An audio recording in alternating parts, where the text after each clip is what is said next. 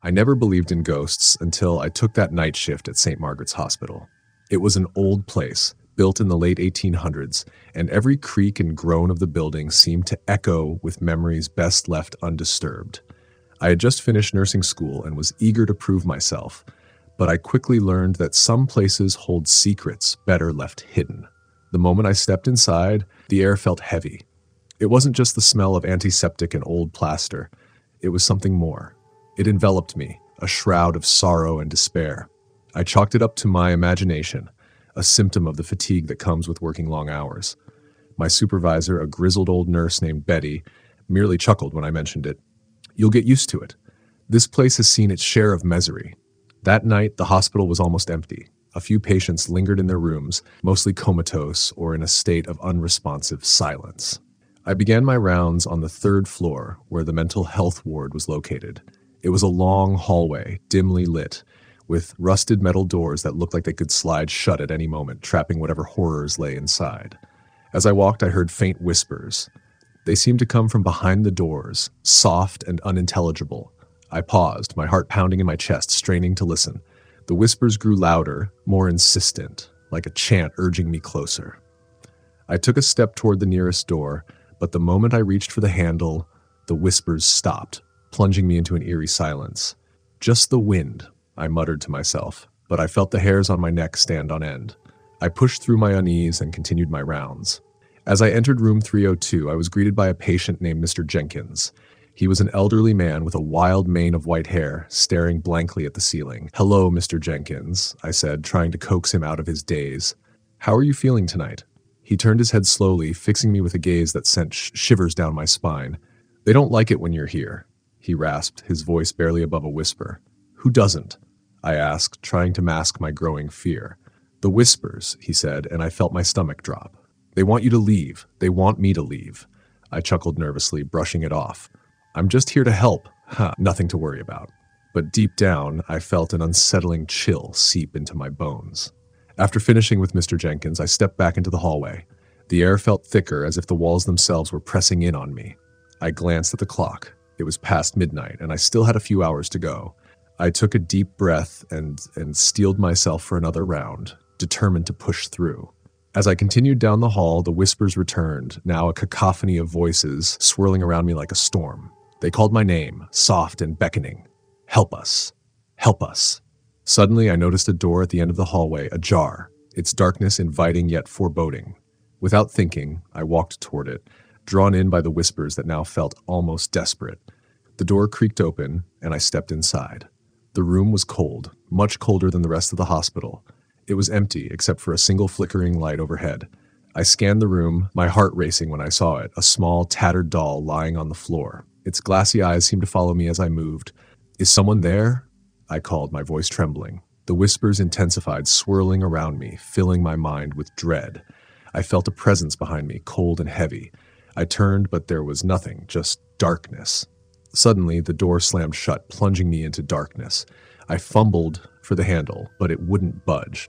Panic set in as I pounded against the door. "Let me out, please!" The whispers crescendoed, filling my ears with a symphony of sorrowful cries. "Leave. Leave now." In a final, desperate push, I slammed my shoulder against the door. It flew open, and I stumbled backward into the hallway. I gasped, trying to catch my breath as the whispers faded into the walls. I stood there, my heart racing, eyes wide, scanning the empty corridor. Just a trick of the mind, I told myself, but as I regained my composure, a shadow darted past the end of the hall. I felt an overwhelming urge to follow it, but common sense screamed at me to turn back. Instead, curiosity got the better of me, and I hurried down the hallway, trying to catch a glimpse of whatever had vanished. At the end of the hall, I found myself outside room 304. The door was slightly ajar, and I could hear faint laughter echoing from within. The sound was innocent, childlike, yet it sent chills down my spine. I pushed the door open, and my breath caught in my throat. Inside was a room that looked like it belonged in a different time. An old playroom filled with dusty toys and faded drawings on the walls. In the center sat a group of children, their faces pale and eyes hollow, staring at me with an intensity that made my skin crawl. "Help us," they chorused, their voices echoing in unison. "We want to play." I stumbled backward, fear flooding my veins. No, "This isn't real. You're not real," I shouted, shaking my head in disbelief. But they reached out, their ghostly hands beckoning me closer, and I felt an invisible force pulling me in. The laughter turned sinister, morphing into a cacophony of cries, screams of anguish that clawed at my sanity. "Leave! Get out!" I screamed, turning on my heel and sprinting down the hallway, the whispers now turning into furious shouts. "Leave us! Leave us!"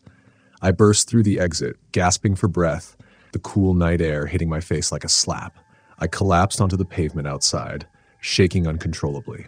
The hospital loomed behind me, its windows like dark, soulless eyes. I never went back to St. Margaret's Hospital. I couldn't shake the feeling that the whispers had followed me, that the spirits of those lost within its walls still lingered, waiting for someone to help them find peace. The memories of that night haunt me to this day. Sometimes, late at night, I hear those familiar whispers calling me back, but I know better now. Some doors are meant to remain closed. Story number 2. I always thought working as a night janitor at Greystone Asylum would be an easy gig. The pay was decent, and I had to admit, there was something thrilling about being in an abandoned mental institution. But nothing could have prepared me for the horrors I encountered on that fateful night. The building was a decaying relic of the past, its once proud architecture now marred by graffiti and shattered windows. I arrived around midnight, armed with a flashlight and a trash bag. The moment I stepped inside, a chill raced down my spine. The air was thick with dust and despair, and the faint scent of decay lingered in the corners. As I wandered through the empty halls, the shadows seemed to stretch and twist, whispering secrets I couldn't decipher.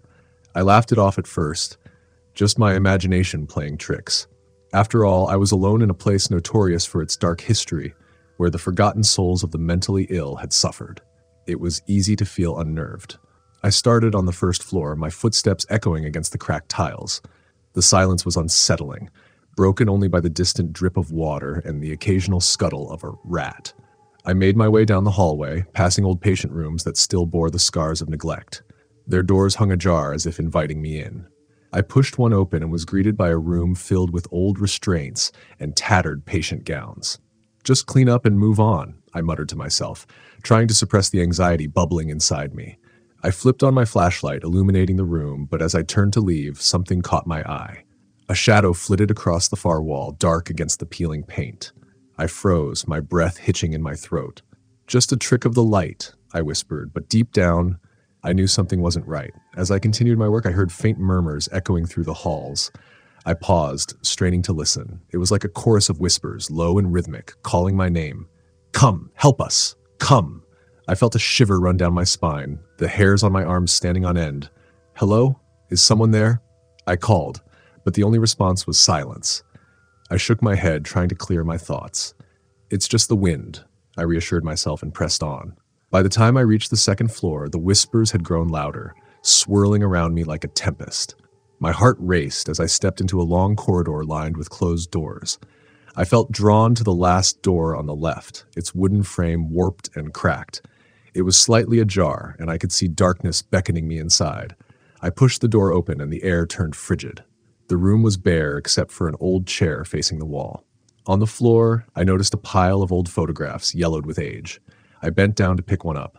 It was a group of patients, their faces twisted in anguish, eyes hollow and desperate.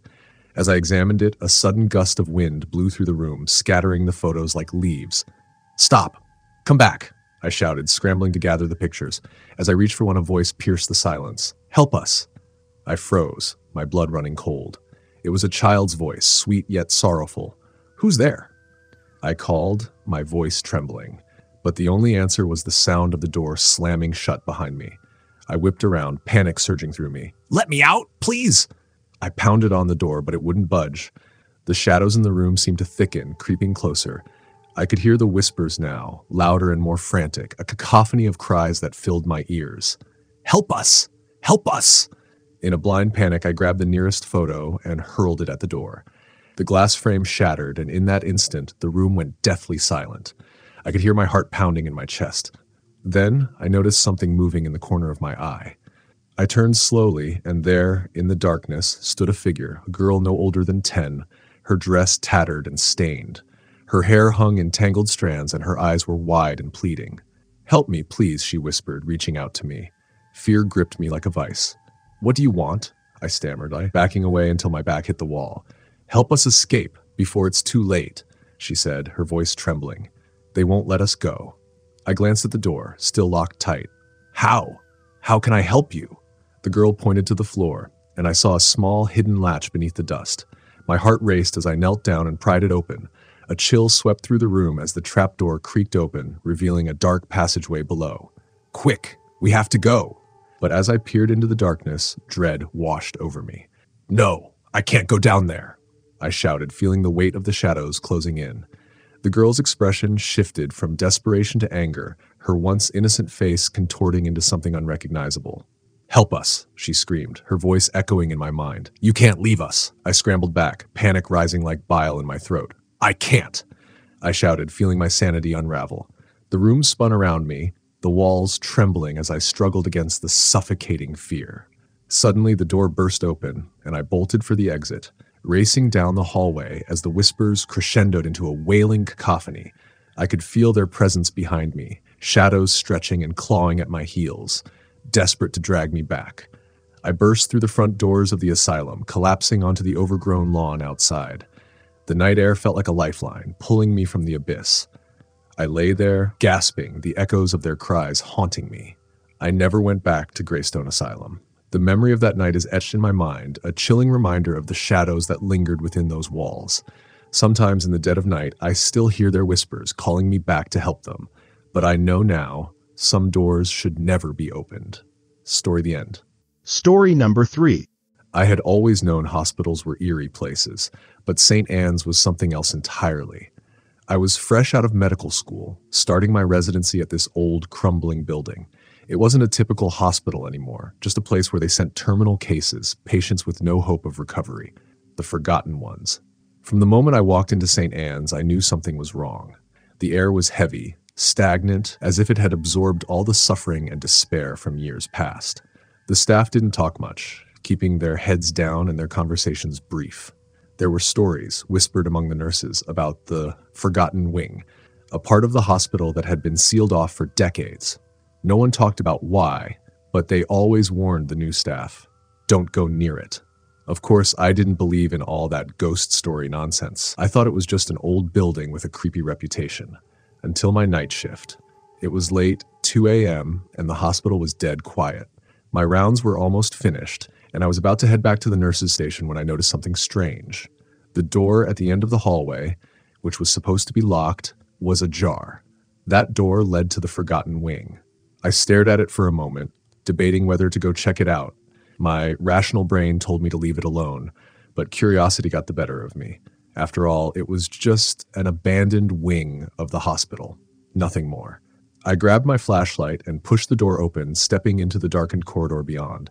The smell hit me first, a musty, sour odor that clung to the air. The lights in this section were dim, flickering intermittently. The walls were cracked, the paint peeling away like dead skin, and the floor tiles were warped from years of neglect. As I walked deeper into the wing, I noticed something strange. There were old patient charts scattered on the floor, their pages yellowed and brittle.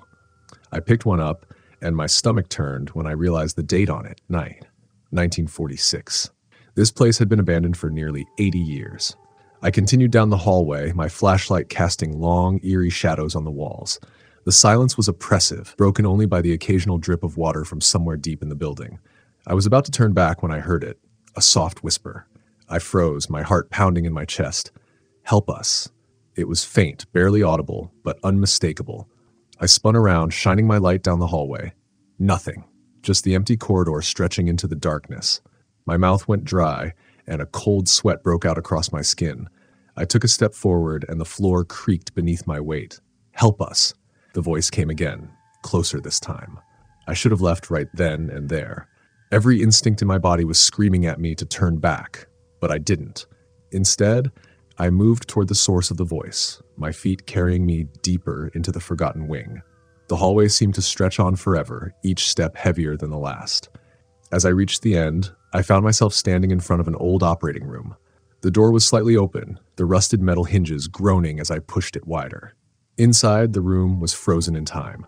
An old operating table sat in the center, covered in dust and stained with what looked like old blood. Surgical tools lay scattered on metal trays, their edges dulled by time. But that wasn't what caught my attention. In the far corner of the room, I saw them. Figures, shadows of people, huddled together. They were faint, almost translucent, but I could see their forms, twisted and gaunt, like they had been trapped there for decades. I blinked, my mind racing to make sense of what I was seeing. These couldn't be real. It had to be a trick of the light, a reflection. But then one of them turned slowly to face me. "Help us," the figure rasped, its voice weak and broken. Its face was gaunt, hollow eyes staring at me with an intensity that made my skin crawl. I backed up, my heart slamming against my ribs. "What do you want?" I stammered, the words barely escaping my lips. The figures stepped closer, their feet dragging across the floor, leaving no sound behind. "We were forgotten," one whispered, its voice full of sorrow. "They left us here, to die." My chest tightened with fear as I backed up toward the door. I could feel their despair, a deep, crushing sadness that seemed to fill the room.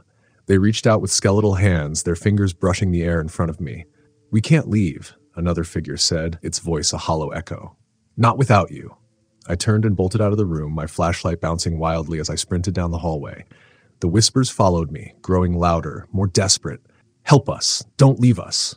I didn't stop running until I burst through the door back into the main hospital. My breath came in ragged gasps as I slammed the door shut behind me, my heart racing. The hallway was empty, silent. I stood there for a moment, trying to calm myself, but the whispers still echoed in my mind. I never went back to the Forgotten Wing after that night. Whatever was trapped there, whatever those shadows were, they were waiting for someone, waiting to be remembered. But I wasn't going to be the one to set them free. Sometimes, when I'm on night shifts, I still hear those faint whispers. They call from the end of the hallway, just beyond the locked door, pleading for someone to listen. But I know better now. Some things are best left forgotten. Story number 4. They say no one ever leaves Mercy Hill Sanitarium the same. Some don't leave at all. I didn't believe the rumors at first, just like I didn't believe in ghosts or haunted places. I was just a security guard, paid to patrol the empty halls and ensure that trespassers didn't vandalize what remained of the crumbling building. But Mercy Hill had a way of making you a believer. The sanitarium had been abandoned for nearly 30 years, its history darkened by whispers of abuse and unethical experiments on its patients. Built in the early 1900s, it was a sprawling complex with decaying patient rooms, labyrinthine hallways, and a basement that housed the worst of the worst, the ones no one wanted to talk about.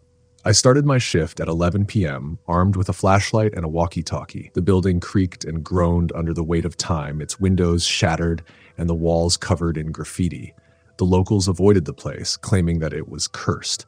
I shrugged off their warnings, telling myself it was just an old building, nothing more. The night began like any other. I walked the halls, the sound of my boots echoing in the hollow corridors. The air was stale, thick with dust, and there was an odd silence that seemed to follow me wherever I went. It wasn't the normal quiet you'd expect from an empty building. It was deeper, more oppressive, as if the walls themselves were holding their breath. I started in the West Wing, the part of the sanitarium that had once housed the common patients. As I passed each room, I couldn't help but notice how the doors hung crooked on their hinges, some of them still bearing the names of the patients who had lived and likely died there. Then came the cold spots. As I walked past room 214, a chill swept over me, cutting through the thick summer heat outside. It was like stepping into an icebox. I stopped, scanning the area with my flashlight, but saw nothing. Just an empty room, its window cracked and covered in grime. I shook it off as a draft from the broken windows and moved on. But the deeper I went into the sanitarium, the more intense the cold became. It felt unnatural, like the building itself was drawing the warmth from my body. And then came the voices. It started faint, like a low hum that I could barely make out. I thought it was the wind at first, but as I pressed on, the hum turned into whispers, soft but urgent. They echoed through the halls, coming from no particular direction, just swirling around me like they were carried on the air itself. I stopped in my tracks, straining to listen. "Get out. Leave now." I felt my heart race.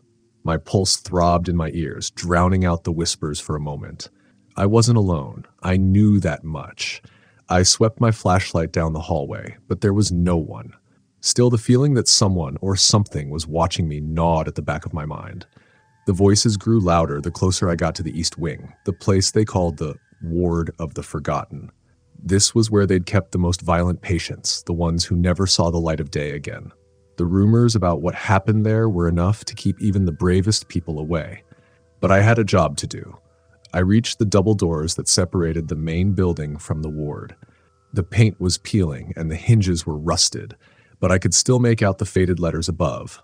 Ward 13. The moment I stepped inside, the temperature dropped another 10 degrees. The air felt heavier, thicker, as though I was wading through water. My flashlight flickered, casting long, eerie shadows on the walls, and for a brief second, I thought I saw movement at the end of the hall, a figure just out of reach of the light. I called out, "Hello? Anyone there?" No answer, just the echo of my own voice bouncing off the walls. I slowly made my way down the hall, my breath visible in the freezing air. Every door I passed was closed, the rooms sealed shut like tombs. The whispers had turned into a soft moaning sound, almost like crying. I reached for my walkie-talkie, but the static hissed so loudly that I had to turn it off. It was useless down here. As I reached the last door in the corridor, I felt a deep sense of dread wash over me. The door was different from the others, heavier, reinforced with iron bars across the front. A small broken window sat in the middle, just big enough to peek through. I shone my light into the room beyond, and that's when I saw it. There, in the corner of the room, was a figure huddled on the floor. It was too dark to make out any details, but it was unmistakably human, gaunt, skeletal almost. It rocked back and forth, its head hung low as if in deep despair. My heart pounded in my chest as I stood frozen in place, staring at the figure. Suddenly it stopped moving. The room fell silent. My flashlight flickered, and when the beam steadied again, the figure was gone. The room was empty.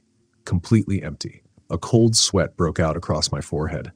I backed away from the door, my mind racing to make sense of what I'd seen. I didn't believe in ghosts, but what else could it have been? Before I could take another step, I heard the sound. A loud, screeching wail that echoed through the hallway, followed by the unmistakable sound of footsteps, running, fast towards me. I turned and bolted, my flashlight swinging wildly as I sprinted down the hall. The footsteps were right behind me, so close that I could feel the cold breath of whatever was chasing me. I reached the double doors and slammed them shut behind me, my chest heaving, heart pounding. The footsteps stopped abruptly on the other side, but the whispers didn't. They seeped through the cracks in the door, desperate and mournful. "Help us. Please, help." I didn't stop running until I was out of the sanitarium, gasping for air under the pale moonlight. I never went back to Mercy Hill after that. Whatever was in those halls wasn't meant for the living. The whispers still haunt me, though, like a memory I can't shake, a plea from the other side. And every night, I wonder, if I had stayed, would they have let me leave? Story the end. Story number 5. It was supposed to be a quiet shift, just another long night as the on-call nurse at Blackstone Hospital. The place had a reputation for being old and run down, but its history was what made it truly unsettling. Blackstone had been built over a century ago, and while most of the hospital had been modernized, there was one wing that had remained untouched since the 1940s, the silent ward. No one really worked in the silent ward anymore. It was sealed off after a string of mysterious deaths decades ago, a section of the hospital left to rot in the dark. The stories about it were always the same, shadows lurking in empty rooms, whispers from the walls, and strange figures appearing in the night. I always dismissed it as urban legend until my last shift. That night, I was the only nurse on duty for the lower floors. It was quiet, as usual, with most of the patients in deep sleep. The dim overhead lights cast long shadows down the sterile hallways, and the hum of medical equipment filled the silence. I was just finishing up paperwork at the nurses' station when the lights flickered. A chill ran down my spine, but I brushed it off as a power surge. I had just returned to my charting when the intercom crackled to life, cutting through the silence. "Nurse to Ward 3C. Nurse to Ward 3C. The mechanical voice droned. I froze. Ward 3C was in the silent ward. The hair on the back of my neck stood on end. The silent ward hadn't been used in decades. There were no patients there. No one at all. I glanced at the phone, debating whether to call security, but something compelled me to go check it out myself. Maybe it was curiosity, or maybe I just didn't want to seem like a coward. Grabbing my flashlight, I made my way down the dimly lit corridor toward the entrance to the silent ward. The door was massive and heavy, marked with old warning signs. "Do not enter. Sealed area." My hand hesitated on the handle, but I took a deep breath and pushed the door open. The smell hit me immediately. Stale, like the air hadn't moved in years. My flashlight beam cut through the thick darkness, revealing dust-coated floors and crumbling plaster walls. The ward was a maze of old patient rooms and narrow hallways, long forgotten by the rest of the hospital. I took slow, deliberate steps, each one echoing down the hall. The air was unnaturally cold, and my breath came out in faint puffs of mist. As I passed one of the rooms, I caught a glimpse of something out of the corner of my eye. A shadow moved. I stopped, heart hammering in my chest, and shone my flashlight into the room.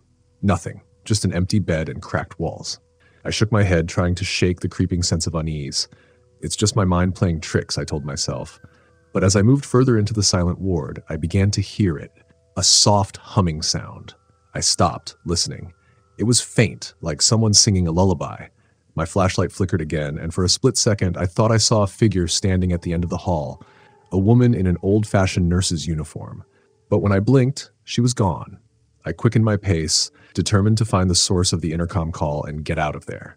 The humming grew louder, more distinct, echoing off the walls like it was coming from everywhere and nowhere at once. As I turned the corner, I saw it, room 3C. The door was slightly ajar, and a faint light flickered from within. My hands trembled as I pushed the door open.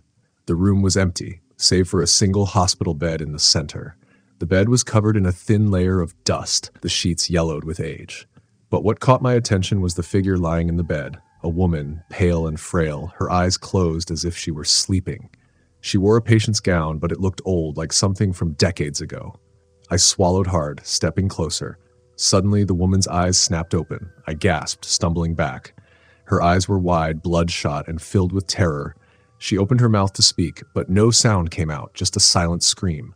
The humming grew louder, more frantic, filling the room with a low, resonant hum that seemed to seep into my bones. Then, she pointed. Her bony finger stretched out, trembling, toward the far corner of the room.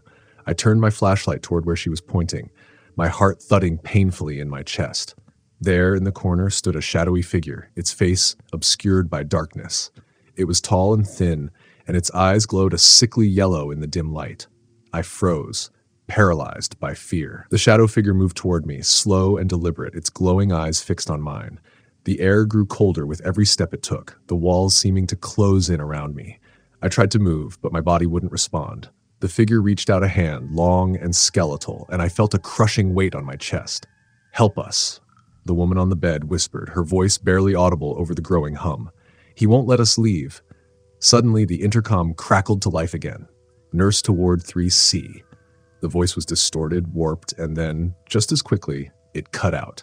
I don't know how I managed to break free from the spell of fear that had gripped me, but I turned and ran, bolting out of the room and down the hall. The cold air clung to me, and I could still feel the presence of that shadowy figure, following me, watching me. I burst through the doors of the silent ward, slamming them shut behind me, my breath ragged and my heart pounding in my ears. The humming was gone, the cold, oppressive air had lifted, but I knew, deep down, that I hadn't been imagining things. I never went back to the silent ward after that night. I transferred out of Blackstone Hospital a week later, and I never looked back. But sometimes late at night when I'm in a quiet room, I can still hear it, that soft, haunting hum, like a lullaby sung for the dead. And I know that whatever Hawkstone Hospital is still there, waiting for someone foolish enough to listen. Story number 6. I had taken the job at Ashbrook Asylum because I needed the money.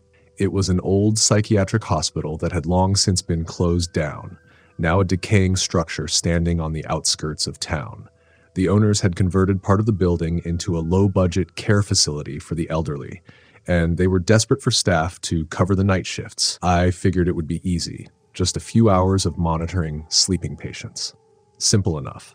The asylum's history was infamous. People whispered about how, back in its heyday, Ashbrook housed the most deranged and violent patients. Torturous treatments were said to have been performed in the basement, and some even claimed that the spirits of those lost souls still roamed the halls. I wasn't one to believe in ghosts, but as I stepped inside for my first night, an unsettling chill settled in my bones. The night began like any other. The dozen or so elderly residents were already asleep, and the halls were silent save for the occasional creak of the old building settling. The fluorescent lights flickered slightly, casting long shadows on the cracked, yellowed walls. I made my rounds, checking on each patient, ensuring they were comfortable. Then, just after midnight, I noticed something odd. The call bell from room 312 had gone off. Room 312 was empty. It had been ever since I'd started. No one had lived in that room for years. At least that's what the other nurses had told me. A shiver ran down my spine, but I told myself it was probably just a glitch in the system. I silenced the alarm and continued on my rounds. 15 minutes later, the call bell rang again. Room 312. This time, I couldn't ignore it. I grabbed my flashlight, took a deep breath, and headed up the stairs to the 3rd floor. The floor hadn't been in use for years. It was where the asylum had housed its most dangerous patients before it shut down, and the rooms had been left untouched since. When I reached the top of the stairs, the air was thick with dust, and the smell of mildew hung in the air. Room 312 was at the end of the hall. As I approached, I felt the temperature drop, the air growing icy against my skin. My breath came out in visible puffs, even though it was the middle of summer.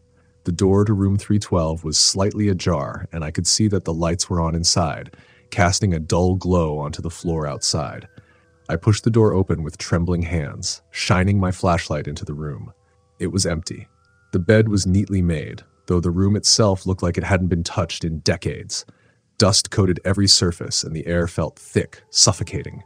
My flashlight flickered as I scanned the room, and that's when I saw it. Something moved in the corner. At first, it was just a shadow, shifting in the dim light. But then I saw her, a nurse, standing in the corner of the room, her back to me. She wore an old-fashioned uniform, the kind you'd see in black and white photos from the 1930s. Her hair was pulled back tightly under a cap, and her hands were clasped in front of her. "Ma'am?" I whispered, unsure of what I was seeing. The figure didn't move. I stepped closer, the floor creaking under my weight. "Do you need help?" I asked, my voice barely above a whisper. Slowly, she turned around. Her face was pale, almost translucent, and her eyes were hollow pits of darkness. Her lips were cracked, pulled back into a twisted, unnatural smile. My heart pounded in my chest, and I stumbled back, dropping my flashlight. The room was plunged into darkness, but I could still feel her presence. I heard a soft, raspy whisper. "Come, help me." The words sent a wave of terror through me. I fumbled for my flashlight, my hands shaking uncontrollably. When I finally found it and turned it back on, the nurse was gone. The room was silent again, save for the sound of my own ragged breathing. I backed out of the room, my mind racing. This couldn't be real. It had to be some kind of hallucination, my nerves getting the best of me. But as I reached the door, I heard something else.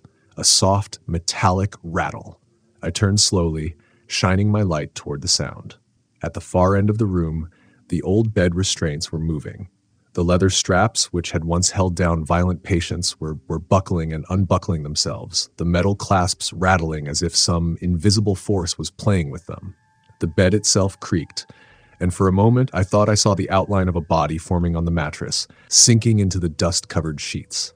Panic surged through me, and I bolted out of the room, slamming the door behind me. My footsteps echoed down the empty hallway as I ran back to the main ward, my heart pounding in my chest. When I reached the nurse's station, the call bell for room 312 was ringing again.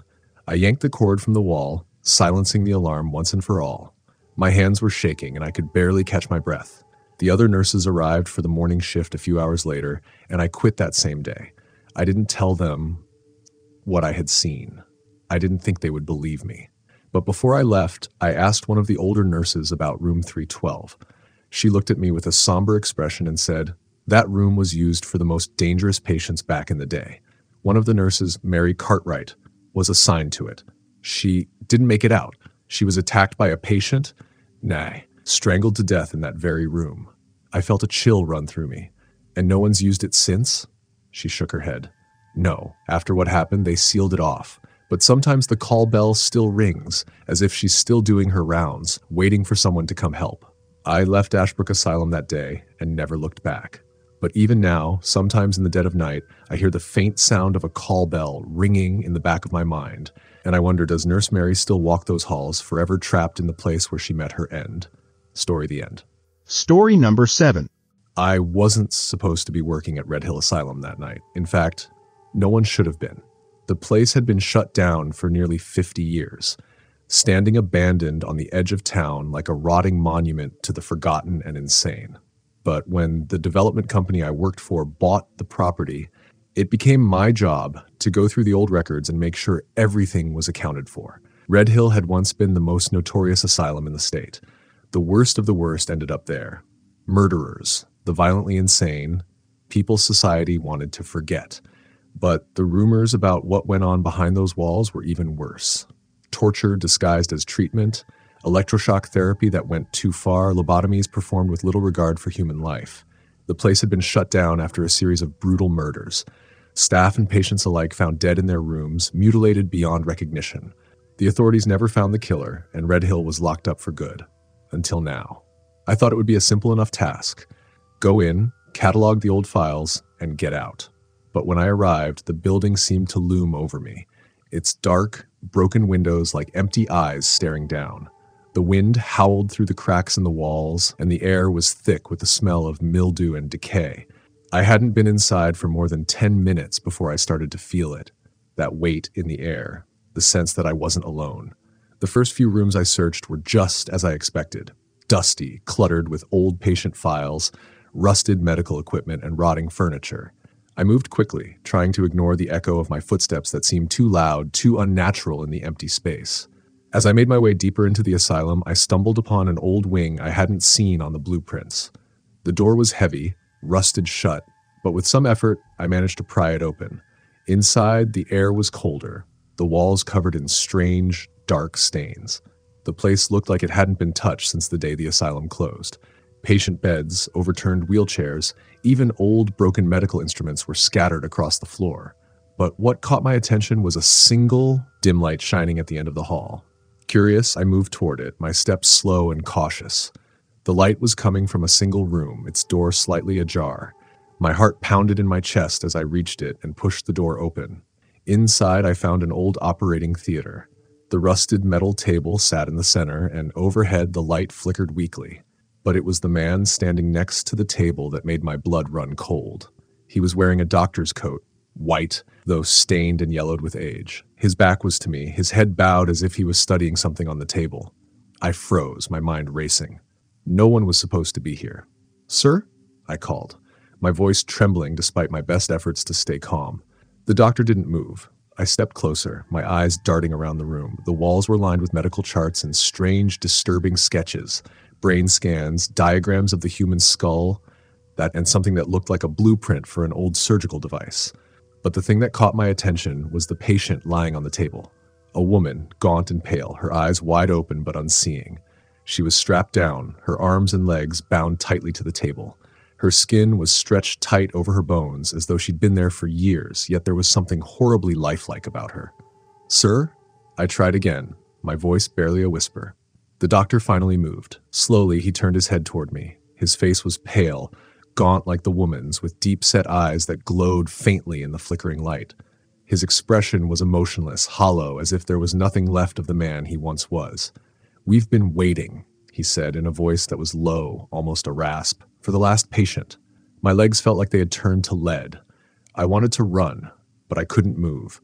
The doctor stepped toward me, and as he did, the room seemed to darken, the air growing thick and suffocating.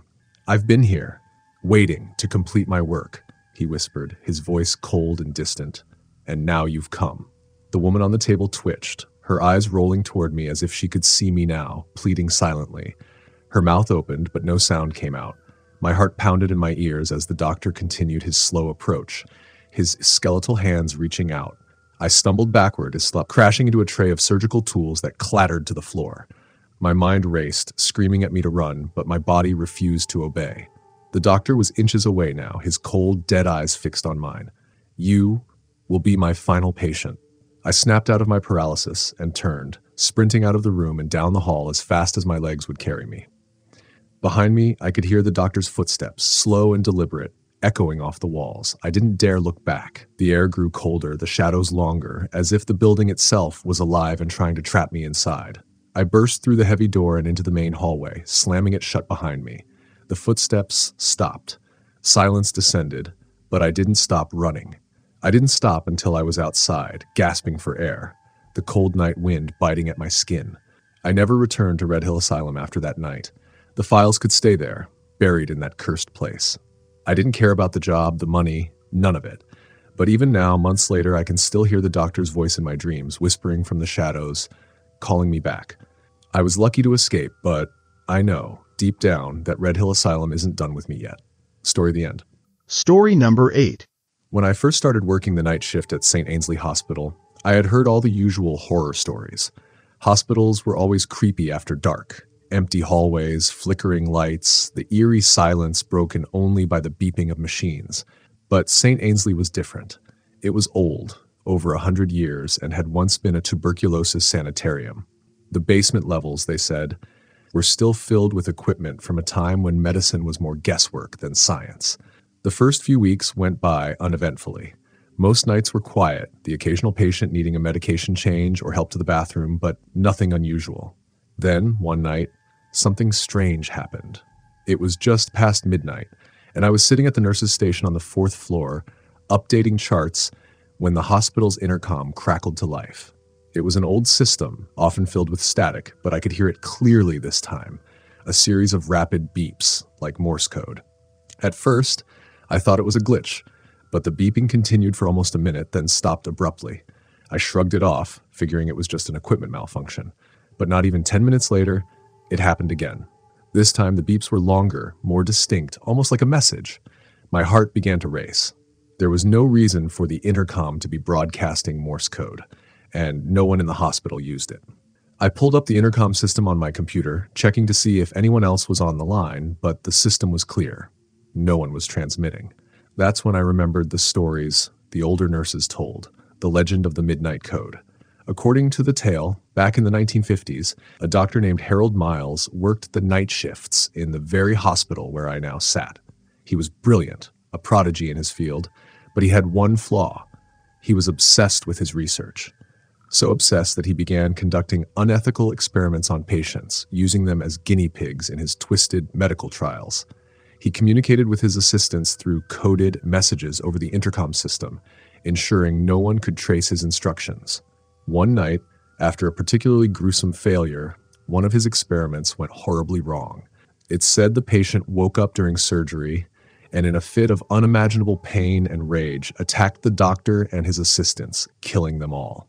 Since then, the 4th floor was haunted by the Midnight Code, the ghostly remnants of Dr. Miles's communications. I never believed in ghosts.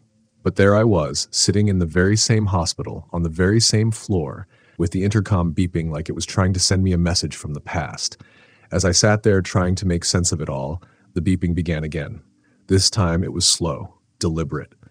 I watched as the message played out across the control panel. My stomach tightened when I realized it was actually Morse code, and it was spelling something. D-E-A-T-H. I felt a cold sweat break out across my skin. I tried to laugh it off, telling myself it had to be a prank. But who would be playing a prank at this hour? And why would they be using Morse code? I stood up, feeling uneasy, and decided to do a quick check of the floor. Everything was in order, just the usual sleeping patients and dimly lit hallways. But when I reached the end of the hall, I heard something that made my blood run cold.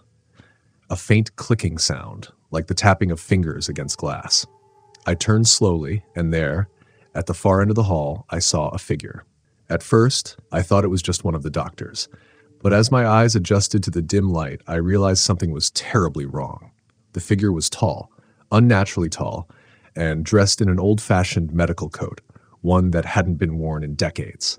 His head was bowed, and in his hand he held a clipboard, scribbling something down with jerky, unnatural movements. My breath caught in my throat. I blinked, and in an instant, he was gone. The hallway was empty again, and as though he had never been there. Shaken, I rushed back to the nurse's station and grabbed the old hospital records. If I was going to convince myself it was just a trick of the light, I needed to know more. I scanned through the files until I found it. Dr. Harold Miles. His picture stared back at me from the faded black and white photo, and my stomach turned. It was him, the man I had just seen at the end of the hall. I slammed the file shut, my hands shaking. I wasn't going to spend the rest of the night sitting here, waiting for whatever was happening to get worse. I started gathering my things, ready to leave, when the intercom crackled one last time. This time, it wasn't Morse code. A voice came through the static, cold and distant but clear as day. Nurse, room 417. Prepare for surgery. My heart stopped. Room 417 was directly down the hall, and it had been closed for years. No one went in there. I grabbed my flashlight, even though every instinct screamed at me to leave. I had to see. I had to know what was happening. The door to room 417 creaked open as I approached. The smell hit me first, a thick, metallic scent like rust and blood. I shined my flashlight inside, and what I saw nearly made me drop it. The room was set up like an operating theater. A table lay in the center, covered in old, rusted surgical instruments. The air was cold, unnaturally cold, and lying on the table, strapped down, was a figure, a patient, his face gaunt and pale, his eyes wide open in terror. He was wearing an old hospital gown, yellowed with age, and around his neck was a crude surgical scar, jagged and fresh.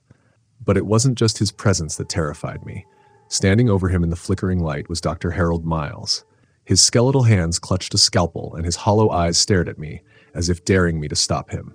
The figure on the table turned his head slowly toward me, his eyes pleading for help. And then Dr. Miles whispered, his voice like a gust of cold wind, "Time for your operation." That was all it took. I ran. I didn't stop running until I was outside, gasping for breath under the flickering streetlights.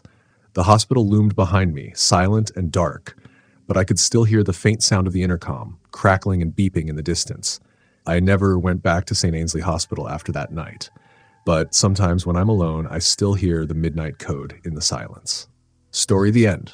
Story number 9. I never believed in ghosts. I mean, who does? It's all just stories to spook children, right? But after what happened to me at Willowbrook Asylum, I can't pretend anymore. Now I know better. I wish I didn't. I was a nursing student back then, fresh out of school and eager to work anywhere that would take me. When I got the offer to work at an old psychiatric hospital on the outskirts of town, I jumped at the chance.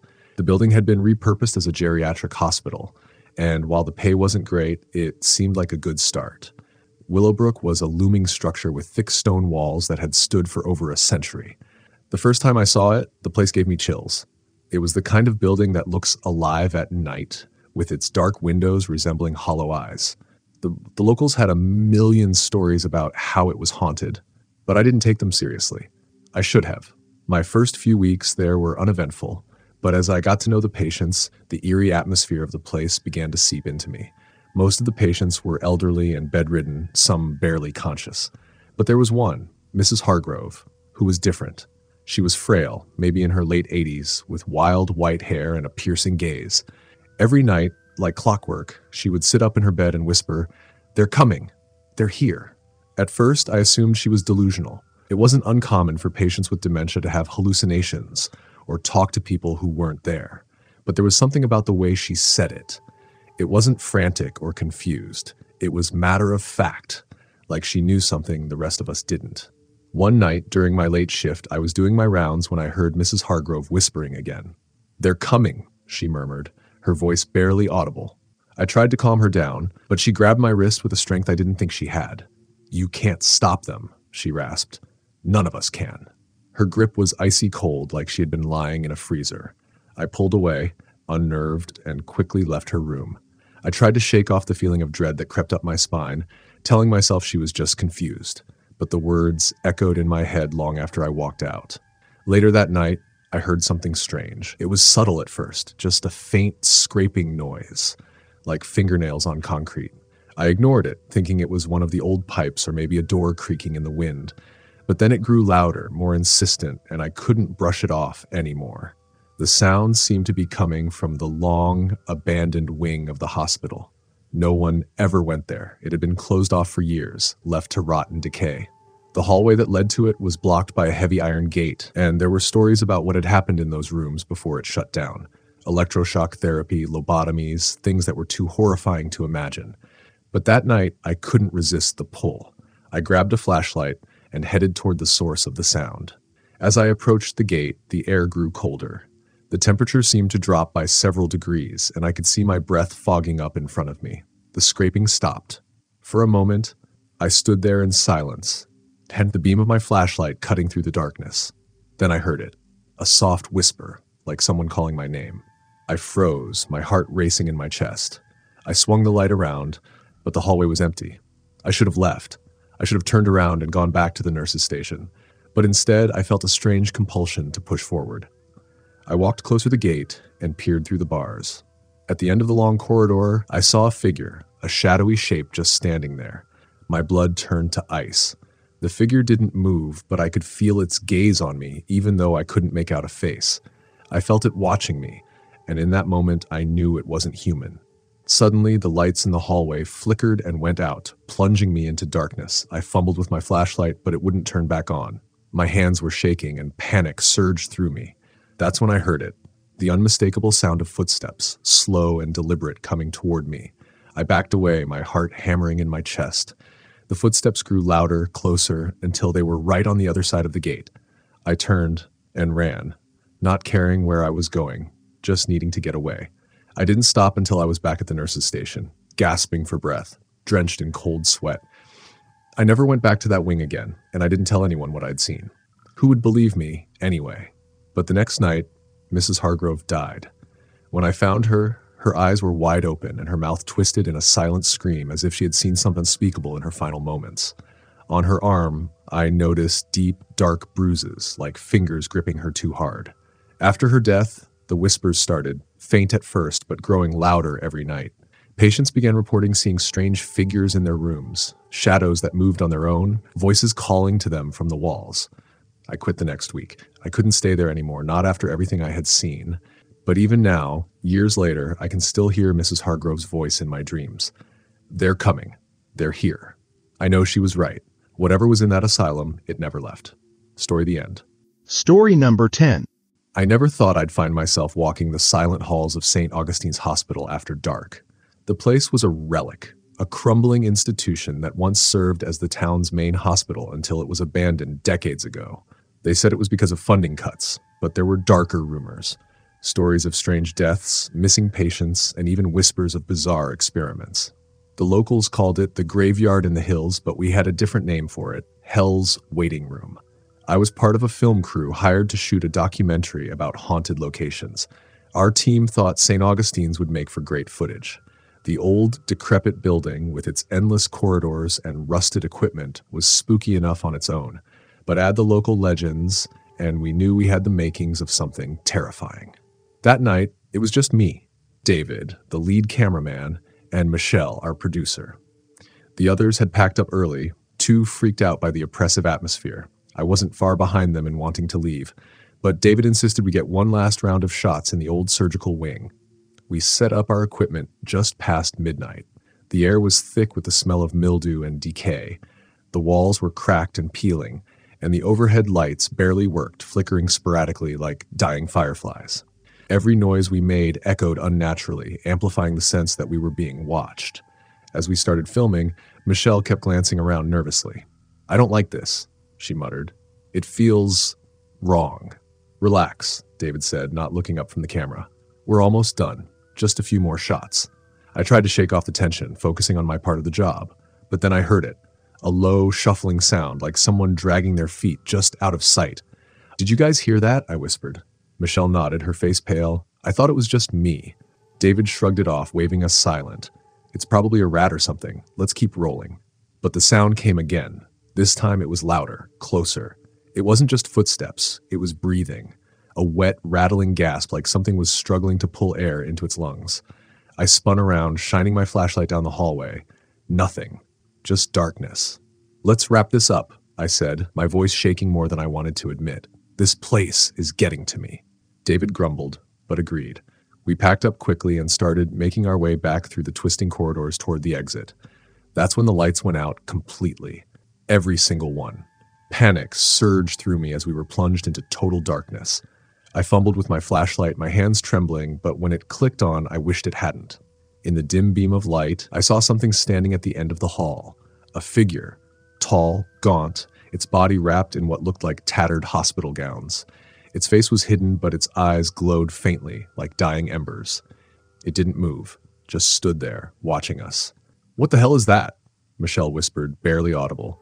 David pointed the camera at it, but I could tell he was scared too. "Is this some kind of joke?" he said, though his voice lacked conviction. "Did one of the crew stick around to mess with us?" But we all knew better. There was no one left. The figure didn't respond. It just kept standing there, frozen, like it was waiting for something. And then it took a step. The sound of its foot dragging across the floor made my blood run cold. One slow step, then another, and another. It moved unnaturally, like it had forgotten how to walk. "Run!" I gasped, grabbing Michelle by the arm. "Run!" We bolted down the hallway, sprinting through the dark, twisting corridors. Every time I glanced back, the figure was there, closer than before, moving faster than seemed possible. It wasn't running. It never ran, but somehow it was gaining on us. We reached a set of stairs, and I nearly tripped in my panic to get down them. The air felt thick, like it was pressing in on me, making it hard to breathe. Behind us, I could still hear the dragging footsteps, getting louder, echoing through the walls. We finally burst through the doors into the lobby. The front entrance loomed ahead, our escape route, but something was wrong. The doors were wide open, but beyond them, there was nothing, just black, infinite darkness. No streetlights, no parking lot, nothing. David hesitated, glancing back over his shoulder. "What the?" Before he could finish, the shadow appeared again, standing just at the edge of the hallway. This time, it was clearer. Its body was twisted and misshapen, like something had broken and reassembled it wrong. I could see its face now, a pale, grotesque mask with hollow eyes and a mouth that seemed to stretch impossibly wide. "We have to go," Michelle screamed, pulling David toward the door. I didn't think. I just ran, plunging into the dark abyss beyond the entrance, hoping, praying that there was something on the other side. The cold hit me first. It was like stepping into a freezer, my breath condensing in front of me as I stumbled forward. I could still hear the footsteps behind us, dragging, relentless. But the sound was wrong now, like it was inside my head. Then, just as suddenly as it started, it stopped. The darkness lifted. I blinked, disoriented, and realized we were standing outside in the parking lot. The hospital loomed behind us, silent and still, like nothing had happened. But I knew better. We all did. We didn't speak as we packed up the van, driving away from St. Augustine's as fast as we could. But even now, I can't shake the feeling that something followed us. Every night since, I've heard those footsteps. Slow, dragging, closer. I don't look over my shoulder anymore. I'm too afraid of what I'll see. Story the end.